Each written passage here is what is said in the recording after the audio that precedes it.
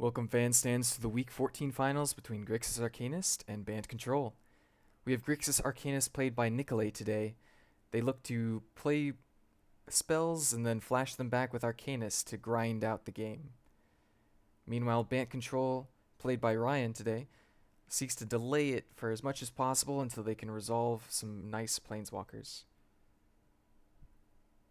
Here is game 1 of the finals match.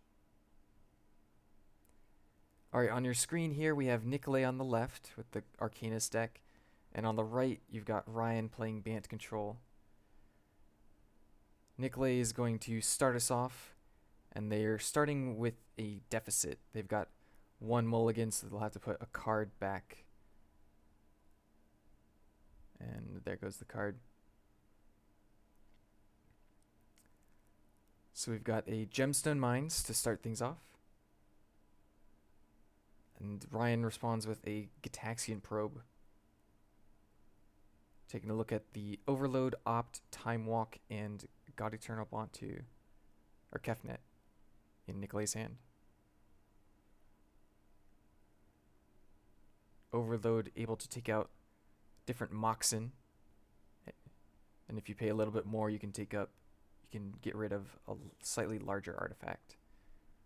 But Nicolay will just spend the turn to opt. Play an Underground Sea and pass. Holding on to the Time Walk here. Nicolay doesn't really have anything to do with the mana at the moment, and doesn't want to take too many counters off the Gemstone Mine. Ryan wanting to take a peek at Kefnet.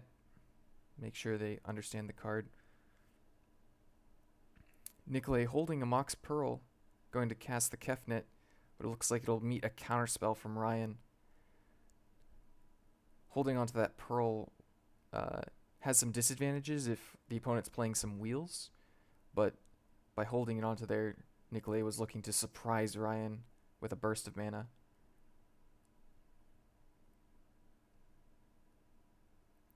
Let's see. Both players just passing turns back. And we'll start things off with a Teferi from Ryan. And looks like it's just an uptick and a pass of the turn. This Overload feeling a bit stranded in Nicolay's hand, but it combos well with Arcanist if you can essentially double Stone Rain your opponent's Moxen. And with nothing much to do, we just see a pass of the turn.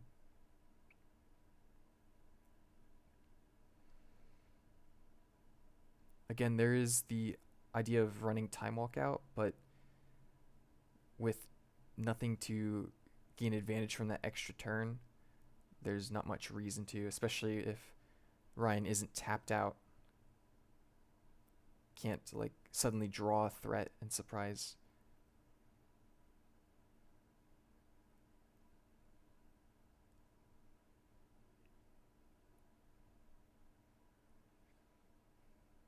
Thinking about what to do. Got another land drop and a pass of the turn.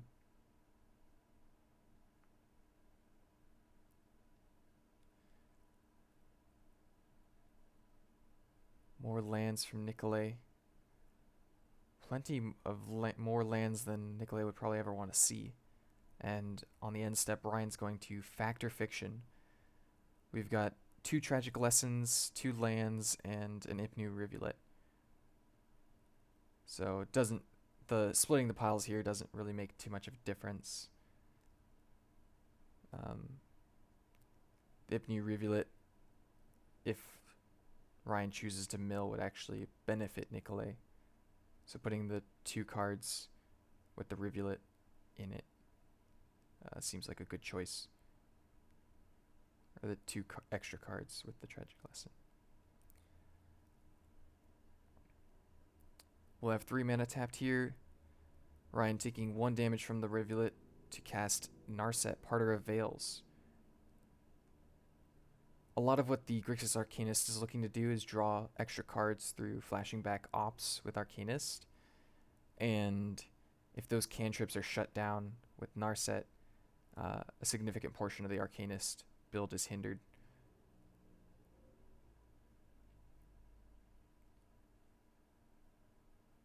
And Ryan, having the chance of grabbing a Fact or Fiction or a Nissa, will choose the Nissa, noticing that Nicolay is stumbling on lands, or stumbling on things to do. Ryan's looking to close out the game. And with that Teferi all the way up to 7, it's going to be tough for Nicolay to properly have any threat stick to the board. And here, with Ryan a little bit more tapped out, we're going to look to Time Walk. Bolt the Narset so that we can maybe start drawing extra cards. Go to an extra turn. And it looks like yet another mana source drawn by Nicolay. I think they've got a Mox Pearl and a Mox... Or sorry, not a Mox Pearl. 2 Moxen in hand.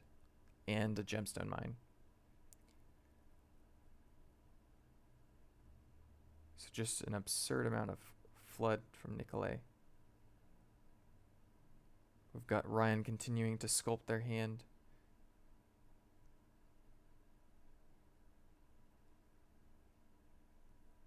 Is it time to close the game out with Nissa?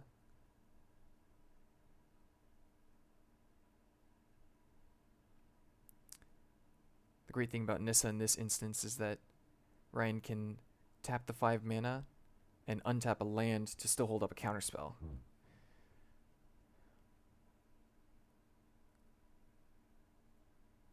And we'll have a Savannah deal the beats 3 damage at a time. Play out another land. And uptick to Fairy and pass the turn. And I think that was another land drawn by Nicolay.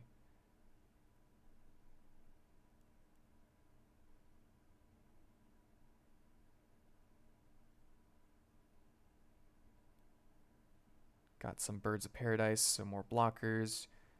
These Planeswalkers are just very well protected. And continuing the Savannah beats.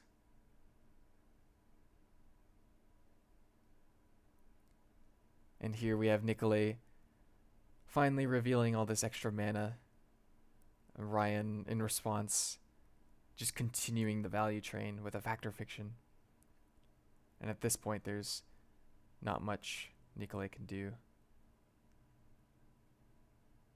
Just too much of a resource advantage. A Dreadhorde Arcanist could double bolt these Savannahs, but it won't get a chance to attack with a Time Walk already in the graveyard and Teferi on the field.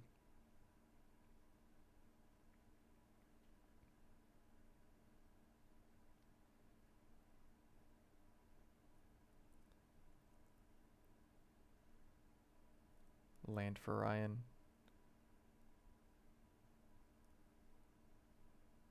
Tapping 7 mana to flashback this Champion of Wits. Fact or Fiction comboing very well with this card, as you can always just bin the Champion of Wits for extra value later in the game and get more cards in the moment that you cast the Fact or Fiction.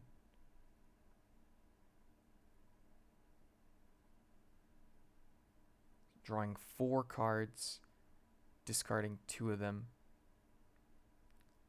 And just an embarrassment of riches by Ryan. Dumping out extra mana. Attacking for more damage. Would have loved to see the triple Savannah beats. Be like Lion King out here with the musical. And it looks like Nicolay will concede game 1. Ryan just capitalizing on that flood.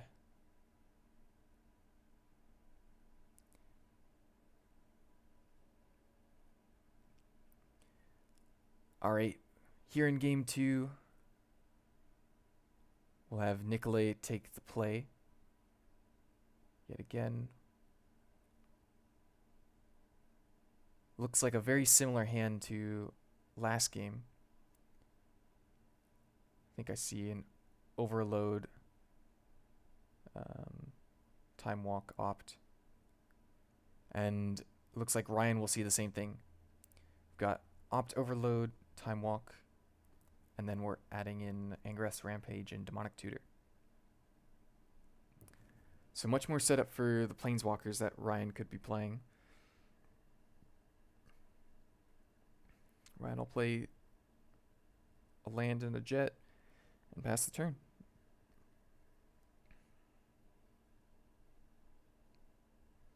Nicolay seeing an Elder Spell on the top of their deck, thinking a little bit more before putting it on the bottom of the library.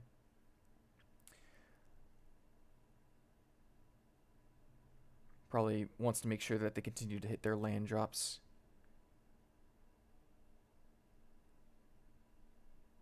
Even though the Elder Spell could severely damage the threats that Ryan has available.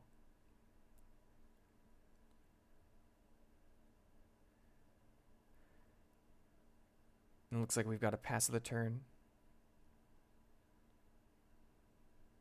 Nicolay not opting to overload the jet,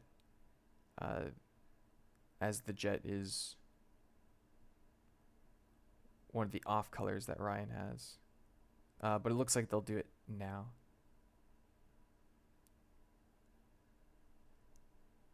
Looks like Ryan has double Dovin's Veto in hand. And the caster curse, as soon as we start peering into the hand of the player, they get Gitaxian probed. So we get to see exactly what Ryan has.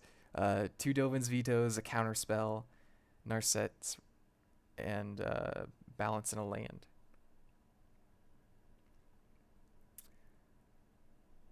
But missing a little bit more of the follow-up mana.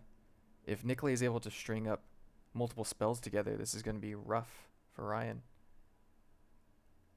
And if they fear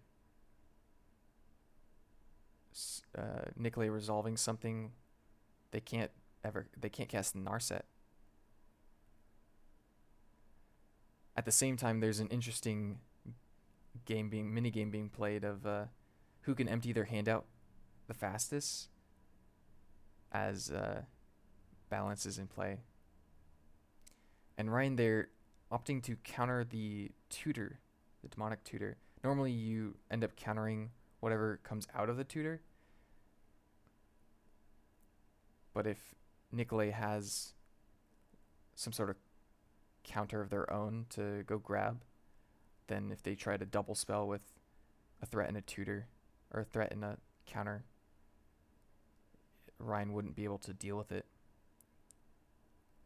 Similarly, with the mana situation that Ryan's currently in, not having very much of it, just being able to be mana efficient seems really important.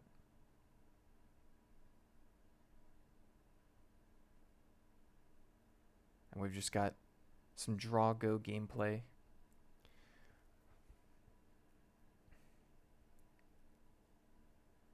Nicolay has a Saheli in hand but doesn't want to play it straight into the Dovin's Veto. They can just... Nicolay is looking to accumulate resources. And it looks like Ryan's looking to deny them. Going to get rid of this opt. Surgical on opt definitely will make it so that Nicolay's draws aren't as smooth. Nicolay won't be able to search for extra lands to eventually overcome these vetoes from Ryan's hand. It'll just have to be a little bit more of a natural thing.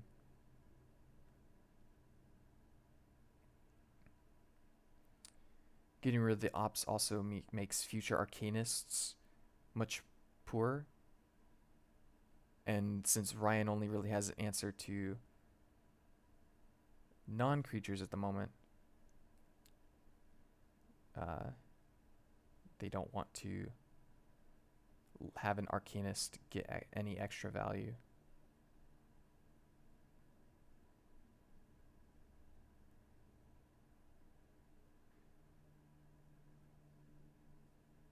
the balance would be very rough for Ryan, as they'd have to sacrifice lands when they're already down on mana.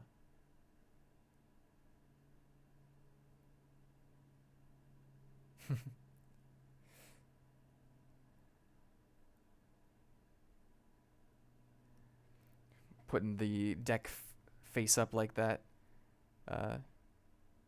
makes me think that these players have played a lot against Doomsday and are just used to looking at the exile pile from Doomsday. But Ryan is going to go for this Narset, despite knowing that Nicolay has multiple ways to answer it, either with the Price of Betrayal, the Rampage, or eventually a Sihili token or Bantu. This allows Nicolay to have the opportunity to draw a land as they did.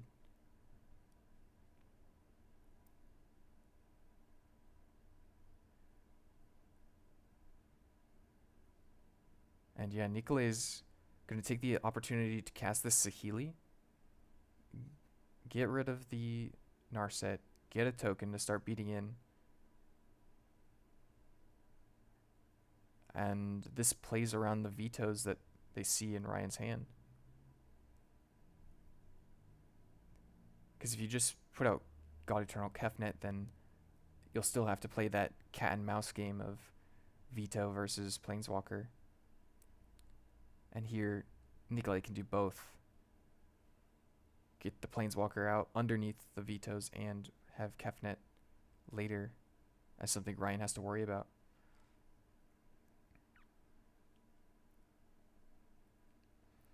Three mana will play Champion of Wits. Draw 2, discard 1. Or discard 2. Finally get another land drop. And we've got a Teferi in hand. Teferi going to be able to bounce Kefnet if that comes down.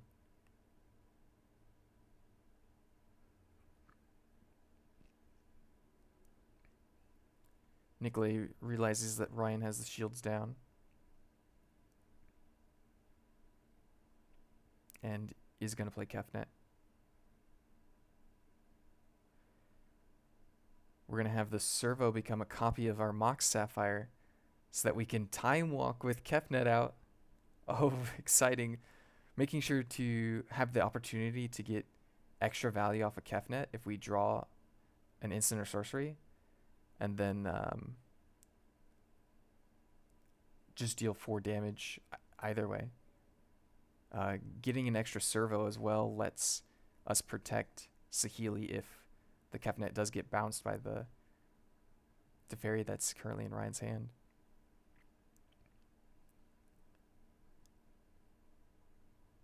What a great line to see. And Nicolay not revealing the card that they drew. Didn't strike gold. We're going to have an attack here. Looks like Ryan's just going to take all of the damage. Notably, if Ryan blocks here, or had blocked there, they could cast the Balance to wipe the board. But right now, Balance won't get rid of this Kefnet so long as the Champion of Wits remains. At the same time, if you cast Balance, you're getting rid of discarding 2 cards to match Nicolay's 2 cards in hand and sacrificing 2 of your lands. So Balance just feeling really awkward here. So we'll just down tick with Teferi. Really nice to hit a land drop there so that we can hold up Dovin's Veto. And the Mox lets us Tragic Lesson if nothing else happens. A bit of a combo between Balance and the Tragic Lesson to pick up extra lands. But Nikolay will attack with the 2 servos. 1 damage to Ryan, 1 damage to Fairy, knocking it out. And looks like we'll just replay the Kefnet.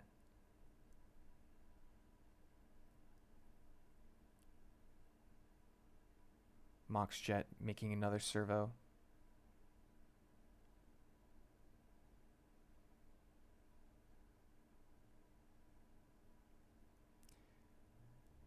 And right now, I believe we're swapping out the tokens for actual tokens. Yep. That way, just provide a little more clarity. So we've got 2 tapped servos and 1 untapped servo. That's what the counters on these represent. Alright, passing the turn, Ryan will fire off their Tragic Lesson. And realizes that this balance has been rotting in their hand. He's going to get rid of it. We've got a Mox and a Prohibit. More counterspells, but counterspells can't do anything with resolved permanents in play.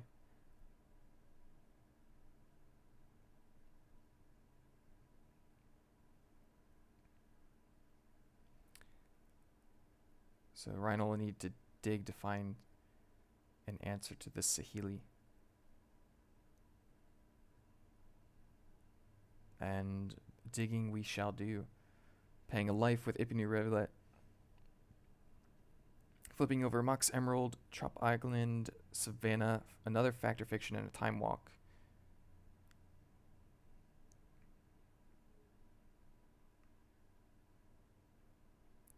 At this point, the Factor Fiction not as great, as you have to spend a lot of mana that doesn't affect the board right away.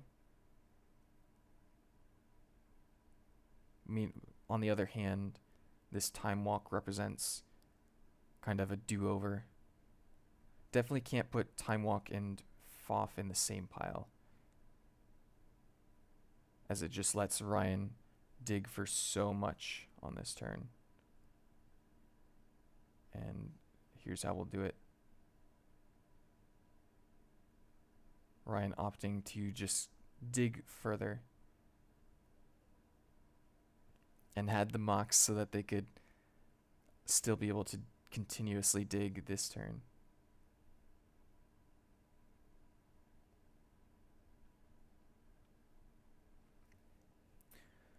But we've got 3 servos and the Kefnet looking very close to lethal right now.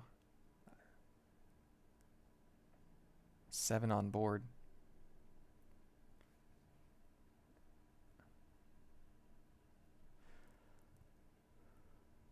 Nikolay arranging their mana, planning out the turn.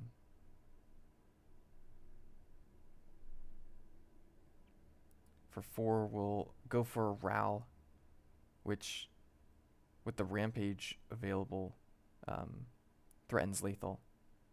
But Ryan having none of that.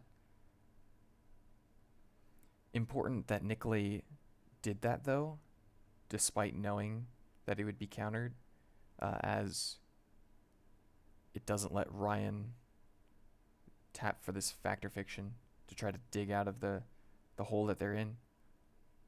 And with a land drawn, I don't know what Ryan could possibly find that would save him in this spot.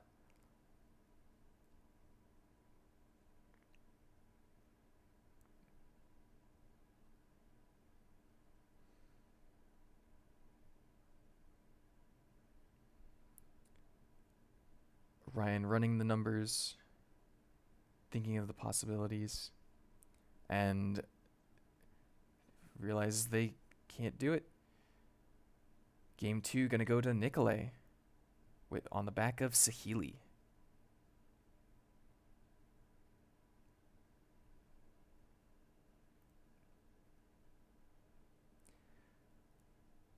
All right, for the first time in a while, we're in a Game 3 scenario in the finals. Nikolay on your left, Ryan on your right. Ryan on a mulligan and going first this game.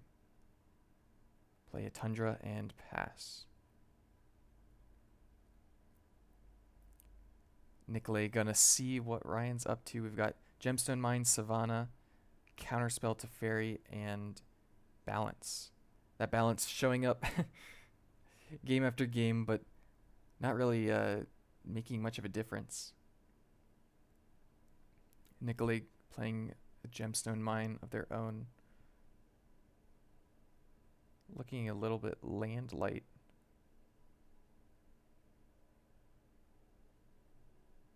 Here we go for an opt.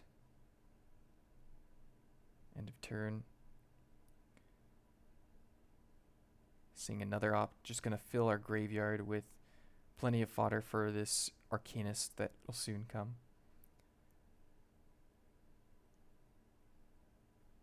We've got 4 mana. Shoving the Ral in front of this counterspell.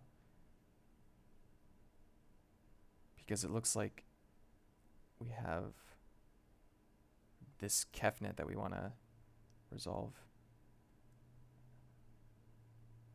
Nicolay slamming down the Kefnet. But Ryan, one of the few answers possible, ends up having another counterspell that wasn't seen.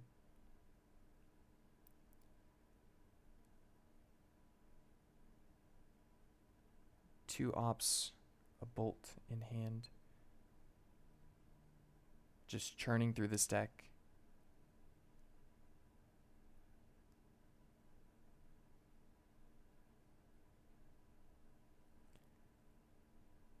Nicolay thinking a lot about this scry.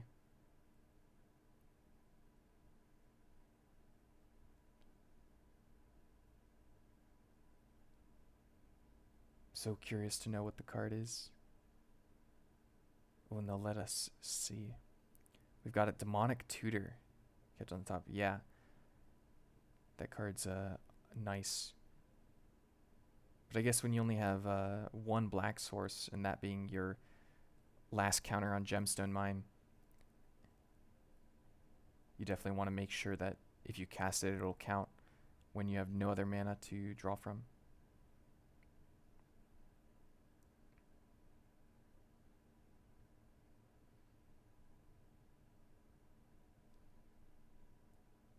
We'll use 2 mana for this Demonic Tutor. Oh, it looks like Ryan flashed a counterspell.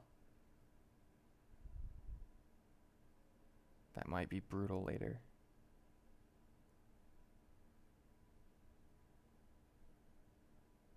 Nicolay taking a peek through their deck. Looked like they might have grabbed a Saheeli.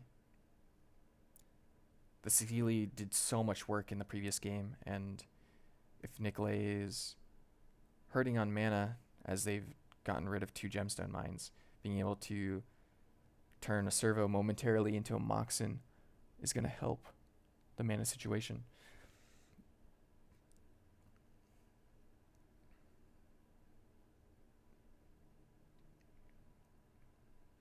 We'll just pass over the turn. Ryan drawing an Ipnu Rivulet for turn. And is going to tap 3 for Teferi.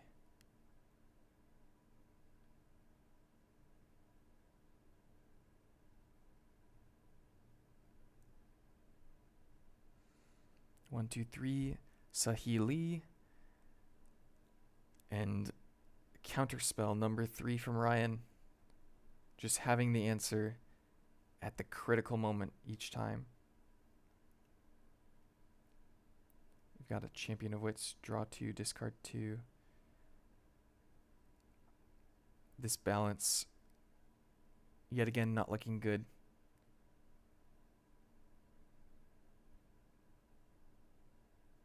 But we'll get rid of the removal in our hand.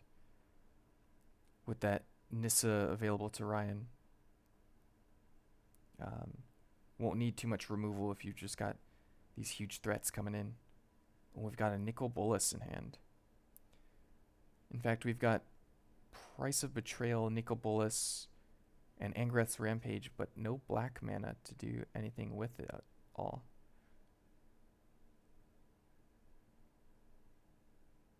We'll just bolt the champion.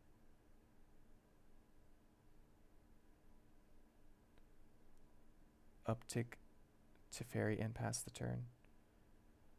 Not quite yet able to cast this Nissa. We're just digging as much as we can for more mana. Ryan discarding a Nissa, because if they can resolve this one, they won't need any extra follow-up. And here we go. Nissa, who shakes the world. It's going to end tap this Ipinu Rivulet and get in for 3.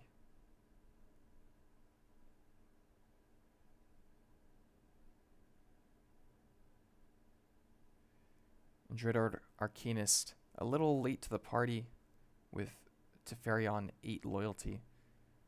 It's just going to be a fun bouncy house ride for this Arcanist.